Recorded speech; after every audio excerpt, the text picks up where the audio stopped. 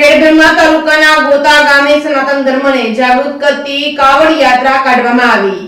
ખેડબ્રહ્મા તાલુકાના ગોતા ગામે સનાતન ધર્મને જાગૃત કરતી કાવડ યાત્રા કાઢવામાં આવી હતી। ખેડબ્રહ્મા તાલુકાના ગોતા ગામે સવારે 11 કલાકે સનાતન ધર્મને જાગૃત કરતી આજની પેઢીને ધ્યાન દોરતી શ્રવણ કાવડ યાત્રા ગામમાં ડીજે સાથે ફરી હતી। શ્રવણ બનીને પ્રખ્યાત લોક સાહિત્યકાર સરજુ રાજા યોગીજી લાબડિયા તથા અન્ય મિત્રો આ ગ્રામજનો તેમજ આ યાત્રામાં જોડાયા હતા। રાત્રે ભારતીય સંસ્કૃતિ અને સંસ્કારોને જીવંત રાખતો કાર્યક્રમ મા બાપને ભૂલશો નહીં તેમજ દીકરી બાલનો દરિયો લોક ડાયરો યોજાયો હતો, જેમાં પારિવારિક સાહિત્ય, વાર્તા, ભજન, સત્સંગ કાર્યક્રમ યોજાયો હતો। સાથોસાથ શ્રવણ ભગવાન રામચંદ્ર ભગવાન તેમજ બાબા રામદેવ પીરની આરતી સામૂહિક યોજાઈ હતી। કાવડ યાત્રા નીકળી ત્યારે આખા ગામમાં દરેક સનાતન ભાઈઓ, બહેનો, બાળકો અને માથામાં તિલક ચાંદલો કરવામાં આવ્યો હતો।